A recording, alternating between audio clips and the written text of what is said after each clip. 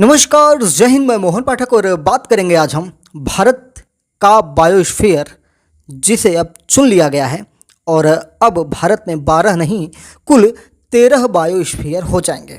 आपको बता दें कि भारत का 13वां स्थल हिमाचल प्रदेश के लाहौल स्पीति जिले में स्थित स्पीति घाटी को यूनेस्को के मैन एंड द बायोस्फीयर कार्यक्रम के तहत भारत का पहला शीत मरुस्थल बायोस्फीयर रिजर्व यानी कि कोल्ड डिजर्ट बायोस्फीयर घोषित कर दिया गया है। आपको बता दें कि यह घोषणा 26 से 28 सितंबर 2025 को चीन के हांगझोउ में आयोजित 37वीं अंतर्राष्ट्रीय समन्वय परिषद, जिसे MABICC की बैठक कहते हैं, के दौरान की गई थी।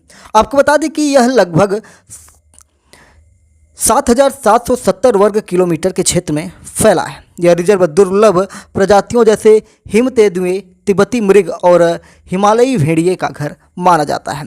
इस मान्यता से इस क्षेत्र के अनुसंधान संरक्षण के लिए फंडिंग, वैश्विक सहयोग और इको टूरिज्म को बढ़ावा मिलेगा, जिससे स्थानीय समुदायों को भी लाभ हो जाएगा। आपको बता दें कि इस घोषणा ने इस क्षेत्र को वैश्विक संरक्षण के नक्शे पर ला दिया है और यह भारत का 13वां स्थल है जिसे यूनेस्को के विश्व बायोस्फीयर रिजर्व नेटवर्क में शामिल कर लिया गया है। जैसा कि हमने आपको बताया कि सितंबर माह में 26 से 28 सितंबर के बीच में ये किया गया है, चीन के हांगझोउ में 37वीं अंतर्राष्ट्रीय समन्वय परिषद की बैठक के दौरान। आपको बता दें कि यह बायोस्फीयर जो हमने बताया कि 3,300 से 6,600 मीटर की ऊंचाई पर स्थित है और भारतीय हिमालय के ट्रांस हिमालय जैव भौगोलिक प्रांत के अंतर्गत आता है। रिजर्व में संपूर्ण स्पीति वन्य जीव प्रभाग 7,591 वर्ग किलोमीटर और लाहौल वन प्रभाग के आसपास के हिस्से 179 वर्ग किलोमीटर शामिल हैं, जिनमें बारालाचा दर्रा, भरतपुर और सरचू जैसे क्षेत्र शामिल हैं। आपको बता दें कि यह रिजर्व अपने अद्वितीय शीत मरुस्थलीय पारिस्थितिकी तंत्र के लिए जाना जाता है, जिसमें कठोर जलवायु, विषम भूभाग और नाजुक मिट्टी पाई जाती है। यह दुर्लभ और लुप्तप्राय प्रजातियों का घर भी माना जाता है, जैसे हिम तेंदुआ, जिसे स्नो लेपर्ड कहते हैं, तिब्बती मृग हो गया, हिमालयी भेड़िया हो गया और हिमालयी आइबेक्स हो गया। यहाँ की अनूठी वनस्पति का पारंपरिक औषधीय उपयोग भी किया जाता है। संरक्षण और विकास किस प्रकार से होता है, अगर उस पर हम जोर डालें तो 3 क्षेत्रीय संरचना बनती है। रिजर्व को 3 मुख्य क्षेत्रों में बांट दिया जाता है: कोर जोन, बफर जोन और ट्रांजिशन जोन। कोर जोन की बात करें तो यह 2,665 वर्ग किलोमीटर में होगा। सबसे संरक्षित क्षेत्र जहां मानव हस्तक्षेप न्यूनतम होता है, यानी कि इस जोन में मानव को जाने की परमिशन नहीं होती है। बफर जोन ऐसा होता है जो 3,977 वर्ग किलोमीटर होता है। कोर जोन को घेरे हुए होता है, जहां अनुसंधान और पर्यटन जैसी सीमित गतिविधियां होती हैं।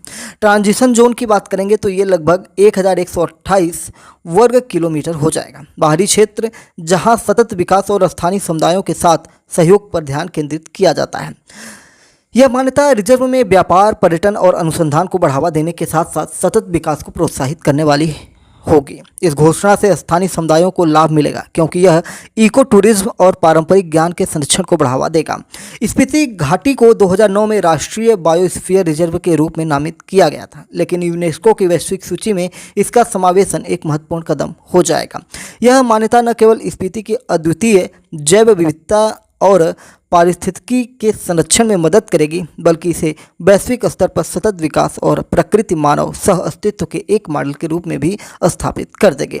तो सब मिला जुला कर आप देख रहे हैं कि किस प्रकार से भारत के इस पहले शीतकटिबंधी को, या कोल्ड डेजर्ट कह सकते हैं, को इसको अब एक पदवी प्राप्त हुई है, जिससे अब ये वैश्विक पटल पर आ जाएगा।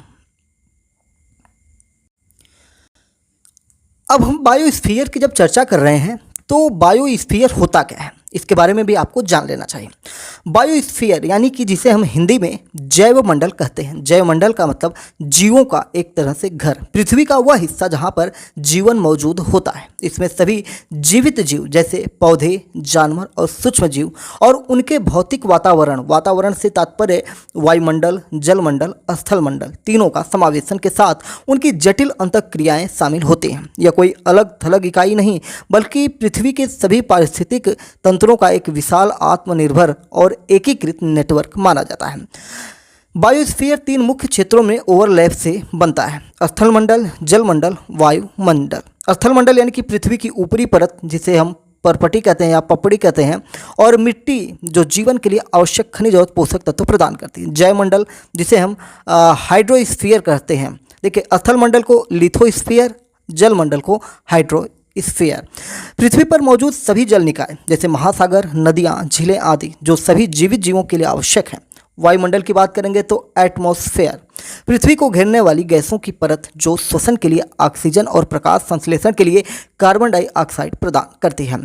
अगर हम परतों की बात करते हैं तो पतली परत जो होती है बायोस्फीयर कोई मोटी परत नहीं होती है, बल्कि पृथ्वी की सतह पर एक अपेक्षाकृत पतली परत है। यह महासागरों के सबसे गहरे हिस्सों से लेकर निचले वायुमंडल तक फैली हुई है। पारिस्थितिक तंत्र का योग अगर हम बात करें तो बायोस्फीयर पृथ्वी के सभी पारिस्थितिक तंत्रों का कुल योग है। यह एक विशाल पारिस्थितिकी तंत्र के रूप में कार्य करता है, जिसमें ऊर्जा प्रवाह और पोषक तत्वों का चक्रण होता है। संसाधन और संतुलन की जब चर्चा करेंगे तो बायोस्फीयर मनुष्यों और अन्य सभी जीवों के लिए आवश्यक संसाधन जैसे भोजन, पानी, ईंधन प्रदान करता है। यह पृथ्वी पर जीवन के अस्तित्व को बनाए रखने में महत्वपूर्ण भूमिका निभाता है। जूलॉजिस्ट एडुआई सूस ने 1875 में बायोस्फीयर शब्द गढ़ा था। उन्होंने इसे पृथ्वी की सतह पर वह जगह बताया जहां जीवन रहता है। रूसी भू रसायन व्लादिमीर वर्नाडस्की ने 1920 के दशक में बायोस्फीयर की अवधारणा को इसके पारिस्थितिक संदर्भ में पूरी तरह से वर्णित किया। उन्होंने बायोस्फीयर को पारिस्थितिकी के विज्ञान के रूप में परिभाषित किया, जो भू रसायन, भूभौतिकी, मौसम विज्ञान और अन्य पृथ्वी विज्ञानों को एकीकृत करता है। बायोस्फीयर रिजर्व की आधुनिक अवधारणा संयुक्त राष्ट्र शैक्षिक, वैज्ञानिक और सांस्कृतिक संगठन यूनेस्को द्वारा 1971 में अपने मैन एंड द बायोस्फीयर, जिसे मैब कहते हैं, MAB कार्यक्रम के तहत शुरू की गई।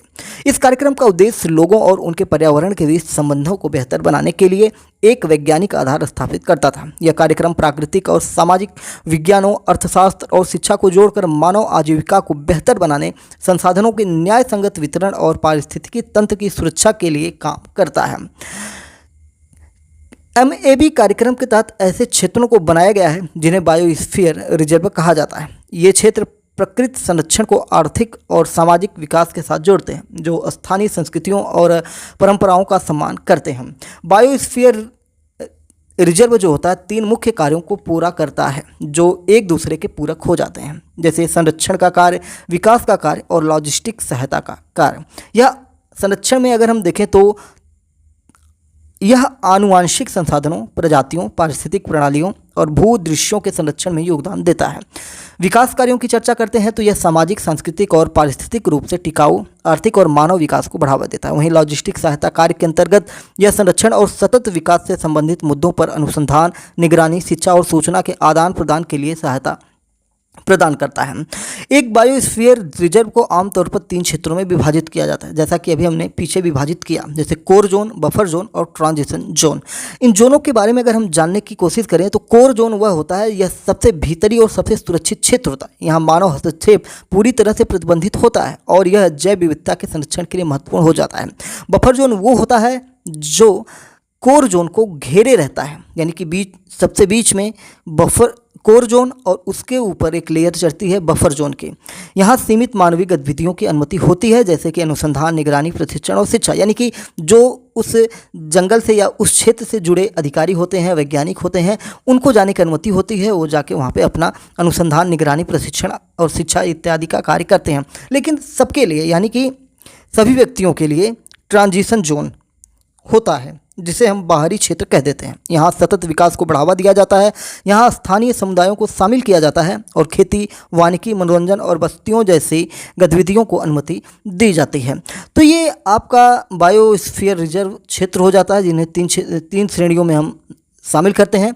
तो इस प्रकार से हमने आज जाना कि सितंबर 2025 में हिमाचल प्रदेश के लाहौल स्पीति जिले में स्थित जो स्पीति घाटी है, इसे यूनेस्को के मैन एंड द बायोस्फीयर कार्यक्रम के तहत भारत का पहला शीत मरुस्थल बायोस्फीयर घोषित कर दिया गया, जिसे कोल्ड डेजर्ट बायोस्फीयर कह सकते हैं। और यह भारत का 13वां स्थल है जिसे यूनेस्को के बायोस्फीयर रिजर्व के विश्व नेटवर्क में शामिल कर लिया गया है और इसका क्षेत्रफल लगभग 7,770 वर्ग किलोमीटर है। बाकी सारी चीज़ें हमने डिटेल में एक्सप्लेन कर दी हैं। MPS हिंदी पर आपको इसी तरह की महत्वपूर्ण चीज़ें प्राप्त होती हैं जो यूपीएससी से लेके भारत के किसी भी एग्ज़ाम के लिए बेहद महत्वपूर्ण होते हैं। चैनल पर नए हैं तो एमपीएस हिंदी को सब्सक्राइब किए बगैर नहीं जाइएगा। और हाँ, कमेंट बॉक्स में अपने विचारों को भी बताया करिए, साझा करिए, जिससे हमको पता चल सके कि हमारी बात, हमारी मेहनत आप तक कितनी पहुंच पाती है। जय नमस्कार, भारत माता की जय।